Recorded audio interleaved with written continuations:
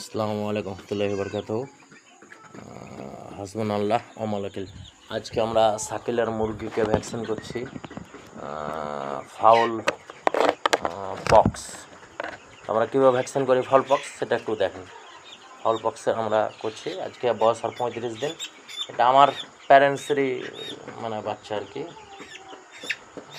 Foul pox vaccine করা হচ্ছে। Foul পক্সের vaccine এভাবে দিতে হয়, একটু চামড়ার নিচে পাখার নিচে এভাবে দেওয়া লাগে।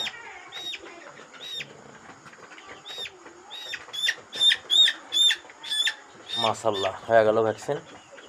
এভাবে করে প্রত্যেকজন এক সিরিঞ্জ আপনাকে নিতে হবে নিডেল, এই যে ইন্স্যুরেন্স নিডেল, মোটা নিডেল দ্বারা রক্ত বেরোবে, দিতে হবে ছোটো নিডেল। ছোটো নিডেল দিয়ে এভাবে ফুটা ফুটা করে দেয় আপনার পাখার নিচে যে মাংসটা আছে এই জায়গাতে এভাবে ফুটা করবেন, ফুটা করে 1 ফোঁটা দিয়ে দেবেন, 1 ড্রপ দিয়ে দিলাম। বাস করার সময় দেখতে হবে যেন হাড্ডিতে না লাগে সিরিঞ্জের যেটা, নাহলে কিন্তু মুরগি শেষ, মুরগি টিকানো মুশকিল হয়ে যাবে। হাড্ডিতে সিরিঞ্জ গেলে হাড্ডি পচে যায়, ওটা সাবধানতা অবলম্বন করতে হবে। এখানে কিন্তু আবার রগও আছে, পারলে রগে না মারাটাই ভালো, কারণ সবই তো রগ, এটা রগে মারলে সমস্যা হবে না, তারপরে না মারাটাই ভালো, কারণ ব্লিডিং হয়, খারাপ লাগে নিজেকে, অবলায় জানোয়ার বলতে পারে না, কষ্ট পায়। এবার দিয়ে একটু লেড়ে দেবেন, তাহলে ফুটাটাতে ভ্যাকসিন চলে গেলো। পাখা নিচে একটা ভ্যাকসিন এক রকম করে করা লাগে।